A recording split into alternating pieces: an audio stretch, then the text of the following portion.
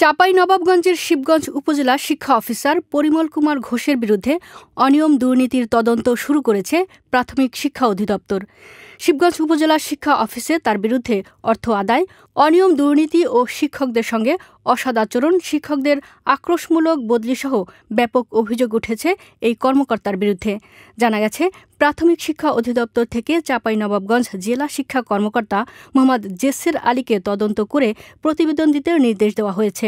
সোমবার 17 ফেব্রুয়ারি শিবগঞ্জ উপজেলা শিক্ষা অফিসারের কার্যালয়ে এ তদন্ত এসেছে জেলা শিক্ষক অফিসের একটি প্রতিনিধি দল। অভিযোগকারী শিক্ষকরা জানায়, উপজেলা শিক্ষা অফিসার পরিমল কুমার ঘোষের বিরুদ্ধে ঘুষ বাণিজ্য সহ ব্যাপক অনিয়ম দুর্নীতির অভিযোগ রয়েছে। আজ আমরা তদন্ত কর্মকর্তার কাছে লিখিত অভিযোগ দিয়েছি। তদন্ত কর্মকর্তা ও জেলা শিক্ষা অফিসার মোহাম্মদ জেসের আলী জানান, অভিযোগের প্রেক্ষিতে আজ তদন্তে এসেছি। উপজেলা শিক্ষা অফিসারের বিরুদ্ধে অবৈধভাবে অর্থ লেনদেন সহ বিভিন্ন অভিযোগ রয়েছে। প্রমাণিত হলে আইন অনুযায়ী ব্যবস্থা গ্রহণ করা হবে।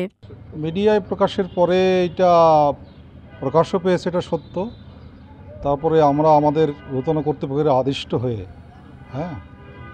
বিষয়টা আমরা তদন্ত করছি। তদন্তের পরে আইনানুগ ব্যবস্থা নিয়ে যাব। সত্যভাবে মতামত দিয়েছে এটা রিফ্লেকশনটা বোঝা গেল আর কি। না, এটা যেহেতু আমাদের বিষয় তদন্ত করছি, তদন্ত করে আমরা আমাদের যে সর্বোচ্চ কর্তৃপক্ষের ব্যবস্থা নেওয়ার জন্য আমরা বলব। তদন্তের বিষয় আছে, কিছু আর্থিক অনিয়মের বিষয় আশয় আছে, কিছু দ্বন্দ্বও আছে শিক্ষক কর্মকর্তাদের মধ্যে, এটাও আছে। হ্যাঁ, আইনানুগ ব্যবস্থা তো নেওয়া হবে। যদি প্রমাণিত যাচাই বাছাই করে যদি কর্তৃপক্ষ সঠিক মনে করে তো অবস্থা